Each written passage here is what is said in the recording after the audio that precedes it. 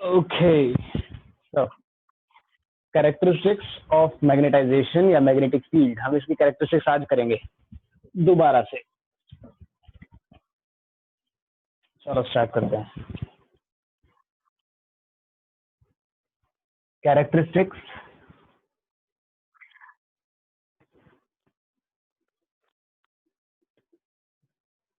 Of magnetic field.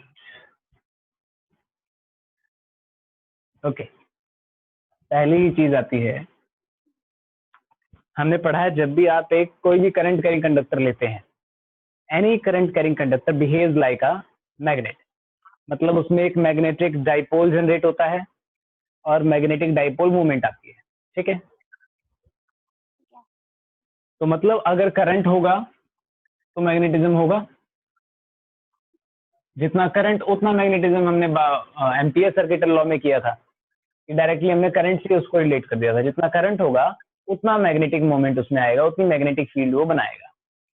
यही किया था कि आई पर डिपेंड करता है ना। अब अगर मान लो उसमें एक टर्न ना होकर के, कॉइल के अंदर एक टर्न होता तो हम करंट लेते आई, बट अगर उसमें मान लो सोलेनॉइड है, करंट के अंदर जो नंबर ऑफ टर्न्स हम ले रहे हैं वो n नंबर ऑफ टर्न्स, जितने ज्यादा नंबर ऑफ टर्न्स करंट उतने टाइम्स हो जाएगा। तो सिंपल आई ना होके क्या हो जाएगा, n टाइम्स ऑफ आई, कि आपके पास में n टाइम्स करंट लिया तो उतनी मैग्नेटिक फील्ड आई उस सोलेनॉइड की वजह से, उस करंट कैरिंग कॉइल की वजह से। ये जो मैग्नेटिज्म डेवलप हुआ है इसे बोलते हैं मैग्नेटिक फील्ड इंटेंसिटी या simply intensity of magnetic field. तो ये क्या है कि वो मैग्नेटिक फील्ड है जो करंट की वजह से आई। किसी भी कंडक्टर में करंट की वजह से जो मैग्नेटिक फील्ड आती है उसे हम H से रिप्रेजेंट कर देते हैं या मैग्नेटिक फील्ड इंटेंसिटी बोल देते हैं। पहला point, magnetic field intensity is the strength of the magnetic field developed due to the current carrying conductor. अब अगर ये जो करंट कैरिंग कंडक्टर है, जैसे ही magnetic field current carrying conductor को छोड़ के बाहर स्पेस में आती है, तो जो स्पेस है वो चाहे हवा हो या पानी हो या वैक्यूम हो, उसकी वजह से जो मैग्नेटिक फील्ड है कुछ हद तक कम हो जाती है। और कितनी कम होती है, हमने कांस्टेंट इंट्रोड्यूस किया था म्यू नॉट या mu, where mu is the permeability of the medium, यानी कि अगर वो मीडियम में जाती है तो कितने टाइम्स हो जाएगी, म्यू नॉट टाइम्स एन आई हो जाएगी। ये मैक्सिमम मैग्नेटिक फील्ड है जो कंडक्टर के बाहर मिलेगी। इस मैग्नेटिक फील्ड को हम कह देते हैं बी नॉट, या सिंपली इसको बोल देते हैं magnetic field. Magnetic field around a conductor, एक करंट कैरिंग कंडक्टर के पास में ये मैग्नेटिक फील्ड होगी, maximum magnetic field D not. अब ये जो मैग्नेटिक फील्ड है और ये जो मैग्नेटिक फील्ड है, दोनों में कोई रिलेशन दिख रहा है? क्या रिलेशन है?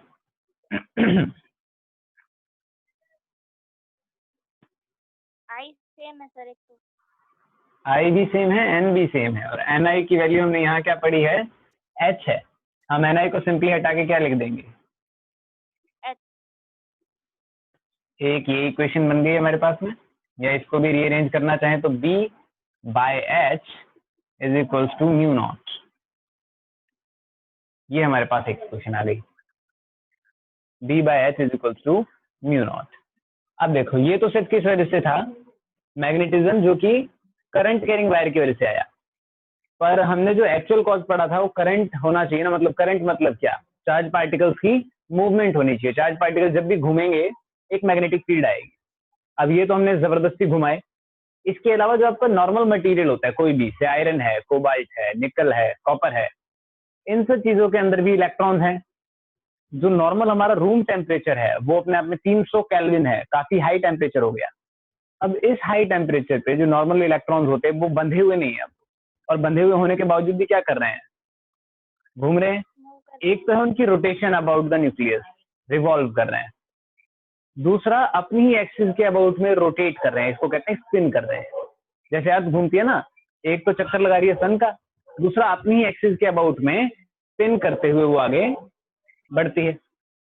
दो मोमेंट आ रहे हैं, एक तो स्पिन मोशन है और एक रिवॉल्यूशन वाला मोशन है।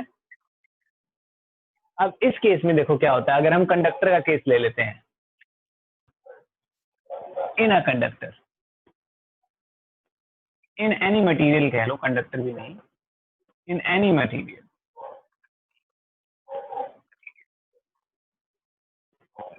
इन एनी मटेरियल क्या होता है, कोई ना कोई इसकी वजह से जो इलेक्ट्रॉन्स स्पिन करते हैं, इलेक्ट्रॉन्स स्पिन करते हैं एंड रिवॉल्व, दोनों ही काम करते हैं, ये स्पिन भी करते हैं और रिवॉल्व भी करते हैं, और इन दोनों की वजह से वो फिर से क्या बनाएंगे, एक मैग्नेटिक डाइपोल बनाएंगे, मैग्नेटिक डाइपोल बनाएंगे ना, बनाएंगे सर। मैग्नेटिक डाइपोल बनाएंगे। तो मैग्नेटिक डाइपोल जो बनाएंगे वो हम कहते हैं कि उनकी मूवमेंट होगी मैग्नेटिक डाइपोल मोमेंट, और इसको हम अब तक स्मॉल एम से डिनोट करते आ रहे हैं, तो वही रखेंगे। स्मॉल एम कितना आता था, मान लेते हैं मैग्नेटिक डाइपोल मोमेंट क्या हो गई इसके अंदर, वो हो गई स्मॉल एम। अब ये है मैग्नेटिक डाइपोल मोमेंट। अब जो ये मैग्नेटिक डाइपोल मोमेंट है उसकी वजह से अपने आप में एक मैग्नेट है, इसका खुद का एक मैग्नेटिज्म होगा भाई। अगर इसमें एक मैग्नेटिक डाइपोल मोमेंट आई है तो मतलब ये अपने आप में एक मैग्नेट बन गई। इसकी खुद ब खुद में एक मैग्नेटिक फील्ड होगी अपने आसपास, जो इसके इलेक्ट्रॉन्स की मोशन की वजह से आई है, उसे हम बोलते हैं मैग्नेटाइजेशन, मैग्नेटाइजेशन। और इसको हम दिखाते हैं कैपिटल एम से, और इसकी वैल्यू क्या होती है, ये डाइपोल मोमेंट कितनी आई एक यूनिट वॉल्यूम पे, एक वॉल्यूम पर गिवन वॉल्यूम में कितनी डाइपोल मोमेंट जनरेट हो रही है, यही क्या होती है मैग्नेटाइजेशन। और ये मैग्नेटाइजेशन अभी बाहर के किसी भी इन्फ्लुएंस की वजह से नहीं है, सिर्फ टेम्परेचर की वजह से, जो इलेक्ट्रॉन्स घूम रहे हैं, चाहे टेम्परेचर ना भी हो तो भी इलेक्ट्रॉन्स घूम रहे हैं, तो एक मैग्नेटिक डाइपोल मोमेंट आती है, और यूनिट वॉल्यूम में कितनी डाइपोल मोमेंट है उस हिसाब से उसकी मैग्नेटिक फील्ड की स्ट्रेंथ डिसाइड होगी। भाई ज्यादा डाइपोल मोमेंट अगर थोड़ी सी जगह में है तो ओवरऑल डाइपोल मोमेंट काफी लार्ज होगा, और उसको हम बोलेंगे कि मैग्नेटिज्म या मैग्नेटाइजेशन उसका क्या है, काफी हाई है। मैग्नेटाइजेशन ये मटेरियल के लिए होता है। यहां तक चीजें समझ में आ रही है। मैग्नेटाइजेशन क्या हो गया, dipole moment per unit volume. इतने को नोट करो एक बार, ये चीज नोट करो, अब फिर हम इनका रिलेशन निकालेंगे।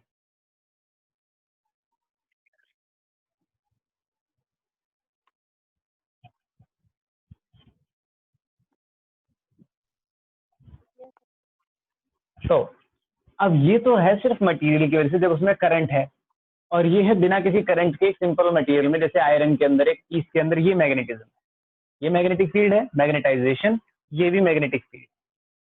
अब देखो, अगर मैं उस करंट कैरिंग कॉइल या सोलेनॉइड के अंदर इसको फिट कर देता हूं, तो वहां पे दो मैग्नेटिक फील्ड हो जाएंगी। एक तो उसके अंदर जो खुद की डाइपोल मोमेंट है उस वजह से मैग्नेटिक फील्ड होगी, और एक मैग्नेटिक फील्ड जो उसमें करंट जाने की वजह से आ रही थी। आपने छोटी क्लासेस में पढ़ा है कि अगर आपके पास में एक इलेक्ट्रोमैग्नेट है, आप उसका मैग्नेटिज्म बढ़ाना चाहते हो, उसकी स्ट्रेंथ बढ़ाना चाहते हो, तो क्या करते हैं, या तो उसके नंबर ऑफ टर्न्स बढ़ा देते हैं, या फिर उसके अंदर हम एक आयरन की कील ले लेते हैं जिसके ऊपर उसको लपेटते हैं। याद है कुछ ऐसा? Yes sir. कहीं और निकल जाती है क्या बीच बीच में? तो अब ऐसा अगर होगा, नो सर। इसको हम कह रहे हैं बी नॉट ना, ये बी नॉट था। तो total magnetic field if we combine them, या if we put metal inside solenoid, then total magnetic field जो अब आएगी, total magnetic field, उसको हम कह देते हैं B। वो कितनी हो जानी चाहिए, ये तो पहले ही थी B नॉट, प्लस में इसकी वजह से जो मैग्नेटिक फील्ड आएगी उसके बराबर होनी चाहिए इसकी वजह से मैग्नेटिक फील्ड, हम उसको नाम देते हैं BM, magnetic field due to the material, BM नाम दे देते हैं। वो कितनी होनी चाहिए, जैसे यहां था, मीडियम के ऊपर डिपेंड करेगा ना, इस मीडियम में है तो म्यू नॉट तो यहां भी आ जाएगा, बाकी mu naught due to this, mu naught into M. ये रिलेशन क्लियर है? म्यू नॉट इंटू एम क्यों आया यहाँ और वहां म्यू नॉट इंटू एच क्यों आया था? क्योंकि वो करंट कैरिंग की वजह से था तो एच, और जैसे ही मीडियम में आया तो म्यू नॉट टाइम्स वो कम हो गया। सिमिलरली मटेरियल की वजह से है एम, जैसे ही मटेरियल से बाहर वो फील्ड आएगी म्यू नॉट टाइम्स कम हो जाएगी। ये बात समझ में आ रही है? ये कनेक्शन क्लियर? ठीक है सर। ठीक है, तो अब B is equals to B naught plus में बी एम हो जाएगा, टोटल मैग्नेटिक फील्ड। अब देखो मैंने यहाँ पे प्लस लगाया है, B naught plus B M, जरूरी है प्लस ही है, माइनस आ सकता था क्या? तो जो ये हो सकता है। मटेरियल के अंदर जो, हाँ तो वो उस पर डिपेंड करेगा, वो हम आगे पढ़ेंगे कि जो मटेरियल के केस में होगा इसमें क्या चेंजेस आ सकते हैं, वो एक बार देखेंगे। यहाँ तक इसको लिख लिया हमने, ये फॉर्मूला हमें पता है। ऊपर कॉर्नर में एक बार दोनों फॉर्मूले लिख लेते हैं। बी नॉट जो था वो हमारा क्या था? Mu naught H, B M जो है वो कितना है? Mu naught M. अब एक बार बाकी सारे पार्ट को मैं इरेज कर रहा हूँ जो लिख लिया पहले।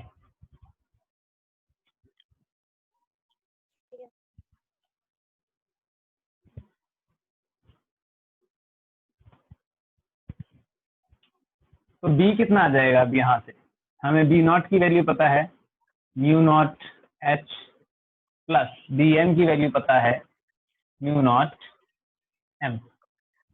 म्यू नॉट यहाँ भी है, म्यू नॉट यहाँ भी है, दोनों फैक्टर्स में से म्यू नॉट आ जाएगा कॉमन, एच प्लस एम। ये आ गई टोटल मैग्नेटिक फील्ड। आप देखो ये एम क्या है? मैग्नेटाइजेशन यानी कि dipole moment per unit volume. H क्या है? ये भी मैग्नेटाइजेशन है but due to the current carrying conductor, और करंट आई एन आई इसके बराबर होता है। अब इन दोनों में रिलेशन निकालने की कोशिश करेंगे हम, एम और एच के बीच में। उसके लिए एक नई टर्म डिफाइन करते हैं, इसको साइड में लिख देता हूँ, ये लिखा ही हुआ है, छोड़ो, बाकी नीचे वाला एक बार नोट कर लो, फिर इससे आगे उस नेक्स्ट टॉपिक को डिस्क्राइब करेंगे, देखेंगे क्या चीज है।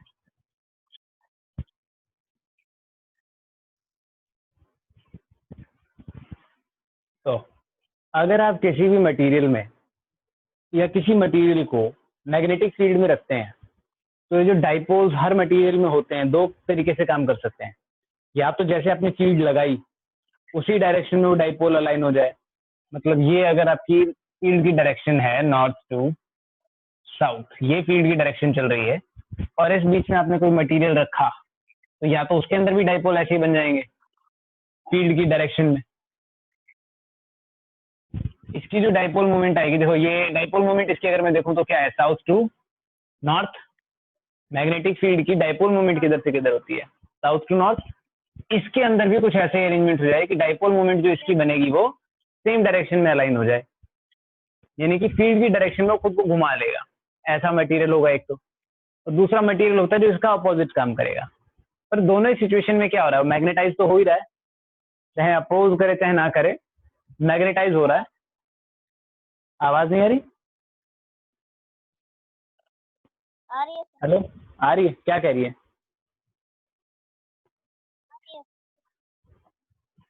ठीक है, तो मतलब अगर हम उसमें मैग्नेटाइजेशन करते हैं या उसको मैग्नेटाइजिंग फील्ड में रखते हैं, तो उसमें फर्दर डाइपोल मोमेंट उसमें नहीं आती है, कुछ ना कुछ जुड़ता है, कुछ बढ़ता है। इस फिनोमिना को हम बोलते हैं ससेप्टिबिलिटी। कितना होता है ससेप्टिबिलिटी?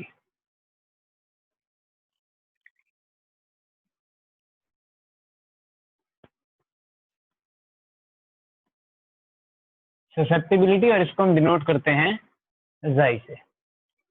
अब इसका मतलब क्या होता है?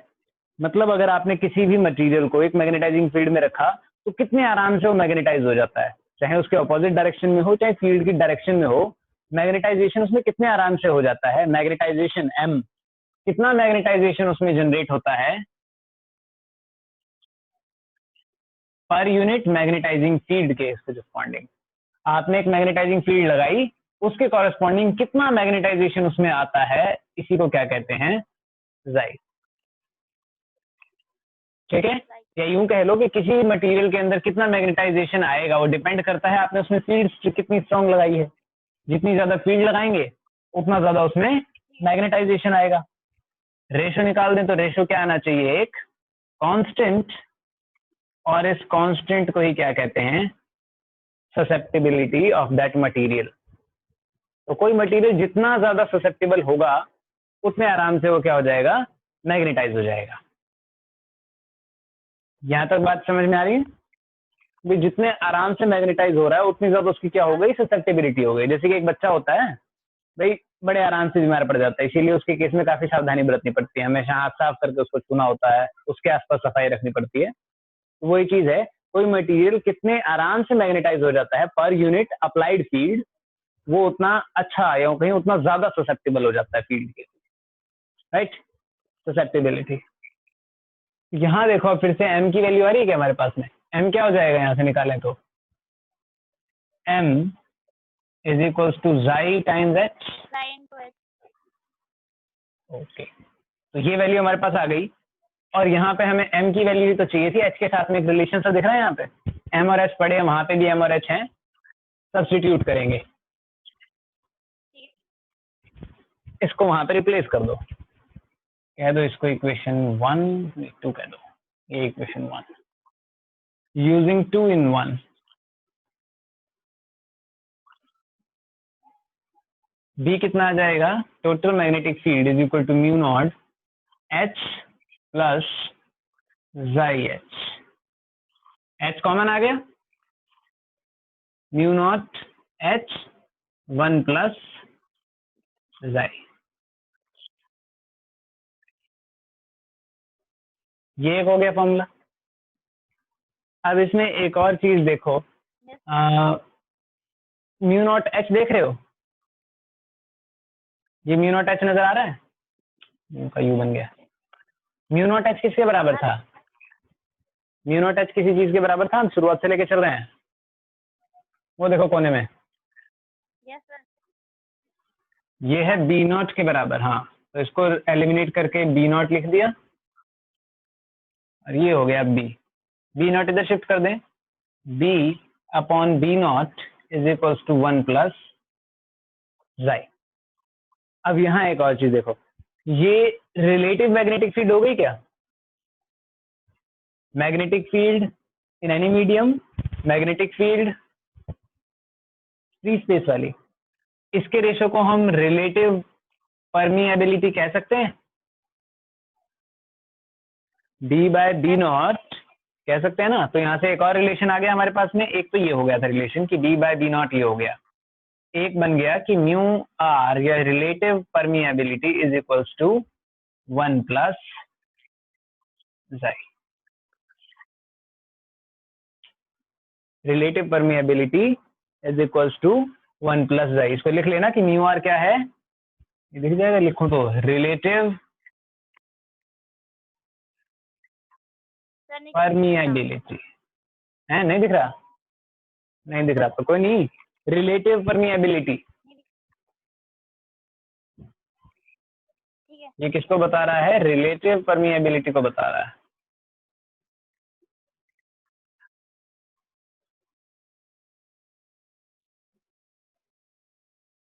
रिलेटिव परमिएबिलिटी,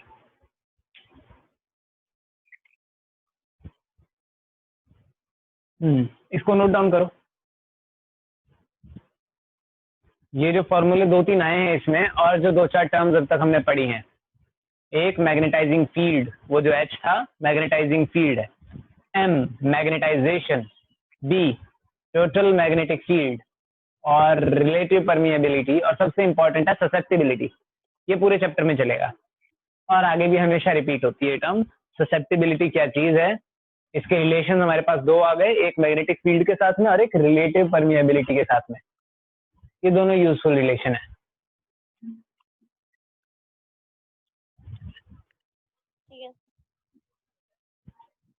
नोट करो, हो गया नोट, कर लिया ओके, इसको अब हम इरेज कर देते हैं, साइड में इस रिलेशन को भी लिख देते हैं।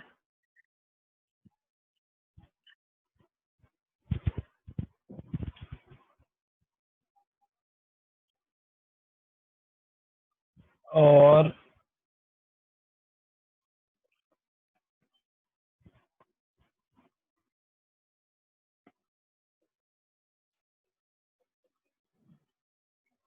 ओके, ये फॉर्मूले अब तक आए हैं हमारे पास,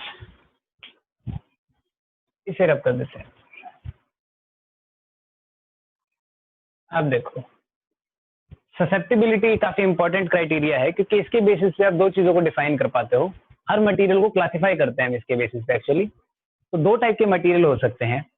एक होते हैं जो पॉजिटिव ससेप्टिबल है, मतलब जैसे आपने फील्ड अप्लाई की, वो फील्ड की डायरेक्शन में अलाइन हो जाते हैं, यानी कि अपनी फील्ड भी उसी डायरेक्शन में सेटअप कर देते हैं, फील्ड की डायरेक्शन में अलाइन हो जाते हैं। उन्हें हम बोलते हैं पॉजिटिव ससेप्टिबिलिटी वाले मटेरियल्स, या हम उन्हें कहते हैं paramagnetic. Paramagnetic. Magnetic.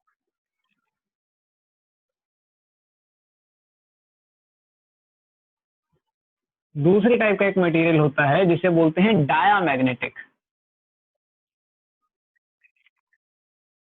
Diamagnetic material. Diamagnetic क्या करेगा, जैसा मैंने बता दिया, इसके लिए ससेप्टिबिलिटी क्या हो जाएगी, नेगेटिव, और इसके लिए ससेप्टिबिलिटी कैसी थी, पॉजिटिव। पॉजिटिव। Positive susceptibility. इसका मतलब समझो एक बार ढंग से कि पैरामैग्नेटिक किसको कह रहे हैं। कि आमतौर पर अगर हम देखें तो क्या होता है, इलेक्ट्रॉन घूम रहा है और अपनी पोजीशन के अबाउट स्पिन कर रहा है। Yes sir. तो जब तक आपने उसके साथ में कोई छेड़छाड़ नहीं करी, आमतौर पर कोई भी चीज एक दूसरे से चिपकती नहीं फिरती। मतलब अगर सिंपल एक लोहे का टुकड़ा पड़ा हुआ है, आप उसको दूसरे लोहे के टुकड़े के पास ले जाओ, वो आपस में अट्रैक्ट नहीं करते, ना धक्का मारते एक दूसरे को, मतलब वो अभी मैग्नेट की तरह बिहेव नहीं कर रहा। पर इसका ये मतलब तो नहीं है कि उसकी डायपोल मोमेंट है ही नहीं। ऐसा कह सकते हैं कि डायपोल मोमेंट उसकी जीरो है।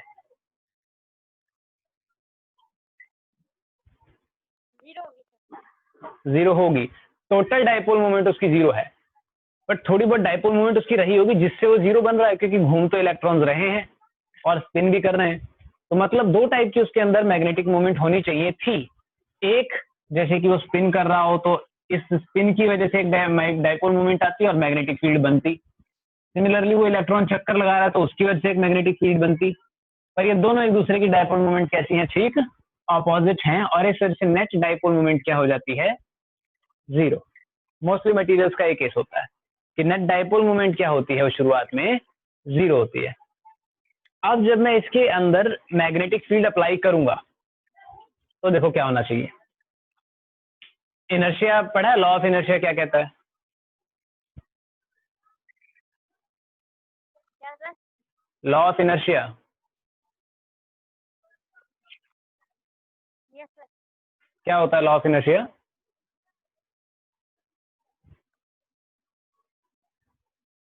इनर्शिया होता है फोर्स इंटू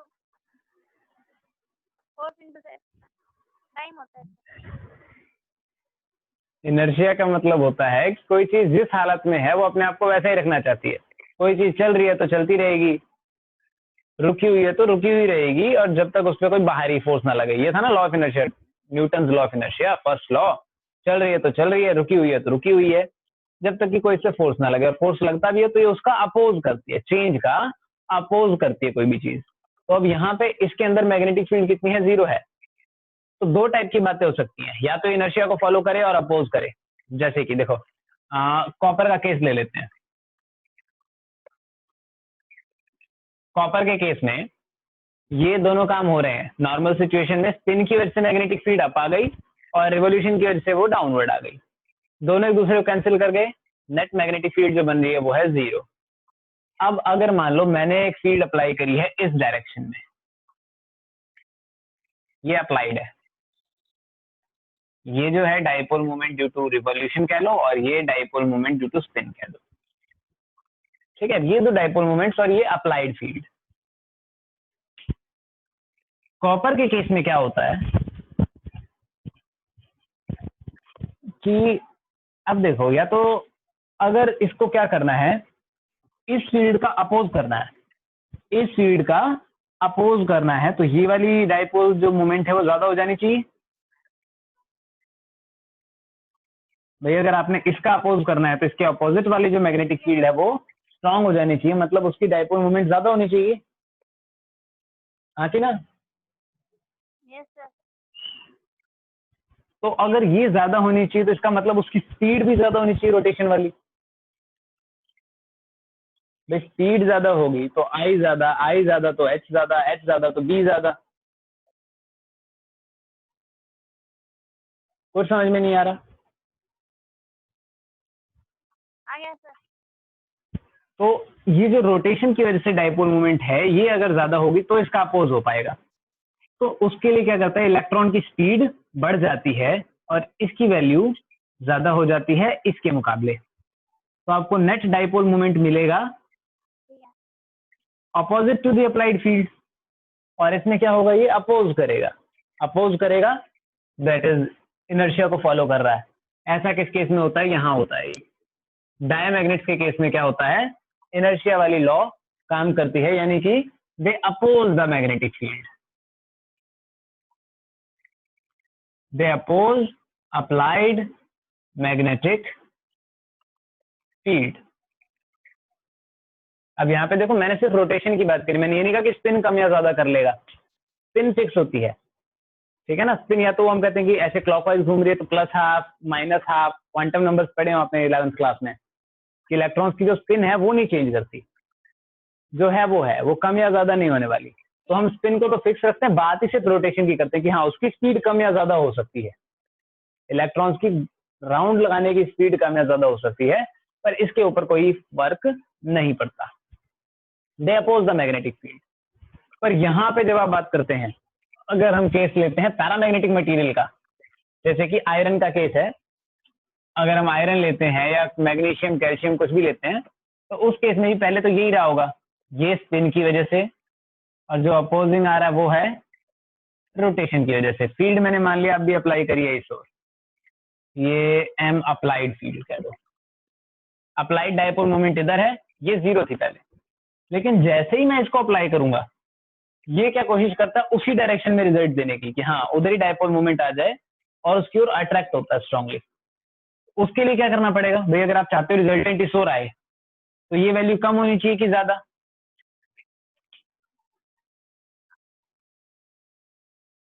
कम सर।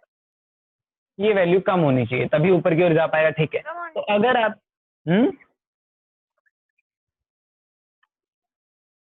कम होनी चाहिए। कम होनी चाहिए, तो अगर ये कम होगी जब ये ऊपर की ओर रिजल्ट आएगा, तो इसके कम होने के लिए इलेक्ट्रॉन की स्पीड कम होनी चाहिए कि ज्यादा होनी चाहिए राउंड लगाने की? स्पीड भी कम होनी चाहिए। स्पीड कम होनी चाहिए। तो अब देखो यहाँ पे क्या फर्क पड़ जाता है, यहाँ से इलेक्ट्रॉन्स की स्पीड कम हो जाती है, और एज अ रिजल्ट जो आपकी ये वैल्यू है एम आर, ये हो जाती है स्मॉल, और ये तो उतनी है जितनी थी, पर रिजल्ट क्या आएगा, अपवर्ड। अपवर्ड मतलब फील्ड की डायरेक्शन में। जो मूवमेंट आती है इनकी, magnetic moment in the direction of field, in the direction of field. Reason समझ में आया कि कुछ के केसेस में ऐसा हो रहा है, कुछ के केसेस में अपोजिट में बात हो रही थी। ये इंपॉर्टेंट है और चीजें समझ में नहीं आती अक्सर ही। ओके, तो डायमैग्नेट और पैरामैग्नेट में ये दो बेसिक फर्क आ गए। अब इसके अलावा देखो, अगर मैग्नेटिक फील्ड में रखते तो होगा क्या, मटेरियल्स के साथ ही उसको एग्जांपल्स में लेते हैं। अगर मान लो आपके पास में ये एक मैग्नेटिक फील्ड है, नॉर्थ साउथ, ये मैग्नेटिक फील्ड है। इसके बीच में अगर मैं एक मटेरियल रख देता हूं, और ये मटेरियल है डायामैग्नेट, डायामैग्नेट है, तो ये मैग्नेटिक फील्ड लाइंस को अपने से पास होने देगा कि उनको रोकने की कोशिश करेगा?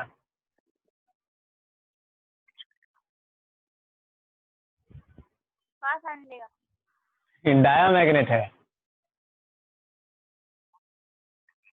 डायामैग्नेटिक मटेरियल्स अपोज करते हैं अपने अंदर आने वाली चेंज का। कोई भी अप्लाइड फील्ड उनके अंदर कोई चेंज ना ला पाए, इसकी कोशिश करते हैं। तो चेंज कब नहीं आएगा, जब वो फील्ड ही उसमें ना आए। तो ये पूरी कोशिश करते हैं कि मैग्नेटिक फील्ड लाइंस जो हैं इनको टच किए बगैर ही निकल जाएं। ठीक है। पर इनकी भी एक लिमिटेशन है, कब कितना जोर है इनके अंदर, कितना स्ट्रेंथ है कि उसका अपोज कर पाए। एक लिमिट तक ही रोक पाएंगे ना उसको, अपनी इलेक्ट्रॉन की स्पीड बढ़ा कितनी बढ़ा लेंगे, एक लिमिट तक बढ़ा सकते हैं। तो एक पर्टिकुलर फील्ड लिमिट तो है कि इसके अक्रॉस ही डायमैग्नेट की तरह बिहेव करते हैं, उसके बाद में फील्ड इसके अंदर से भी पास करना शुरू कर जाएगी। इनकी एक लिमिट होगी ना जहां तक ये उसको अपोज कर पाएंगे, लिमिट पहुंच गई और आपकी फील्ड और ज्यादा है तो वो इसके थ्रू गुजर जाती है, राइट। लेकिन अगर यही काम हम करें पैरामैग्नेट के केस में, आपने मैग्नेटिक फील्ड रखी नॉर्थ टू साउथ, इस बीच में एक मटेरियल को रख दिया, ये क्या करेगा, फील्ड लाइन जो सीधी जा रही है ये तो हर एक फील्ड लाइन को अपने अंदर से गुजारेगा, कोशिश करेगा कि सारी फील्ड लाइन इसके अंदर से ही गुजरे।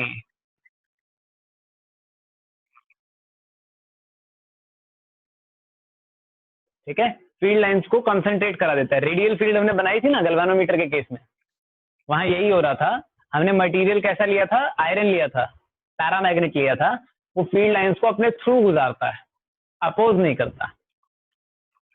ये दोनों चीजें क्लियर हो गई अब, ठीक है, पैरामैग्नेट वर्सेस डायमैग्नेट, हो गई, राइट। चलो, ठीक है, इसमें एक और टाइप है मटेरियल का जिसे हम बोलते हैं फेरोमैग्नेटिक, सिंपली फेरोमैग्नेट। इसको रिमूव करते हैं फिर उसके बारे में देखते हैं जरा फर्क क्या है। इसको रखते हैं, इससे कंपैरिजन में थोड़ा सा सही आएगा। फेरोमैग्नेटिक,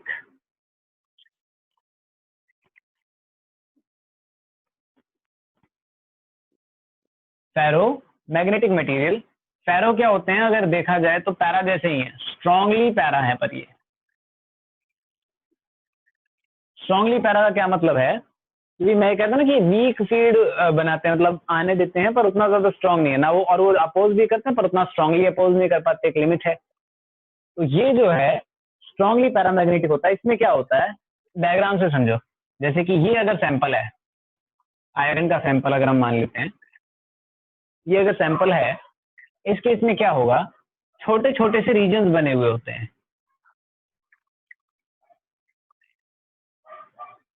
और इन रीजन्स की स्पेशलिटी क्या है कि जो इलेक्ट्रॉन्स हैं उनके घूमने की वजह से जो स्पिन आती है, हर रीजन में एक ही टाइप की है, मतलब इस रीजन में इस टाइप की है, इस रीजन में इस टाइप की है, तो सारे के सारे इस टाइप के होंगे, ये सब इस टाइप के हैं, एक दूसरे के पैरेलल।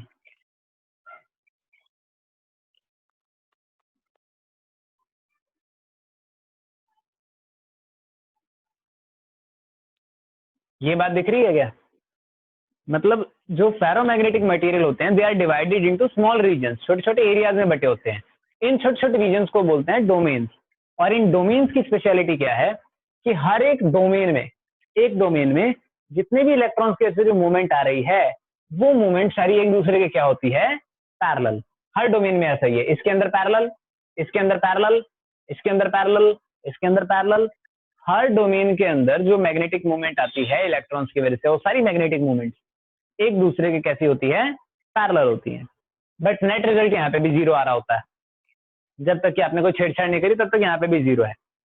पर जैसे ही आप यहाँ मैग्नेटिक फील्ड लगाओगे, मान लो मैग्नेटिक मोमेंट इस ओर आ रही है, तो ये सारी की सारी मूवमेंट्स भी फील्ड की डायरेक्शन में अपने आप को क्या कर देंगी, अरेंज कर देंगी, और उस वजह से यहाँ पे मैग्नेटाइजेशन कैसा होगा, काफी स्ट्रॉन्ग मैग्नेटाइजेशन होता है इन the direction of the field, तो ये स्ट्रांगली मैग्नेटाइज होते हैं। हाँ बोलो, क्या सर, कुछ पूछना है? ठीक है सर, नो सर, ठीक है, तो आयरन जैसे मटेरियल जो होते हैं ये हैं फेरोमैग्नेटिक मटेरियल, और इनके केस में क्या होते हैं, डोमेन्स होते हैं, डोमेन होते हैं, और डोमेन के अंदर डाइपोल्स एक दूसरे के पैरेलल अरेंज होते हैं। जैसे ही फील्ड अप्लाई होगी, एक स्ट्रॉन्ग फील्ड अगर अप्लाई कर दी हमने, हाँ क्या हो गया, सर इसमें बैटरी कम होगी अब, क्या कम हो गई, बैटरी बिल्कुल ही लो होगी सर, ये बंद होने वाला है, अब चार्ज कर लिया करो बंद हो फोन। गया। ओके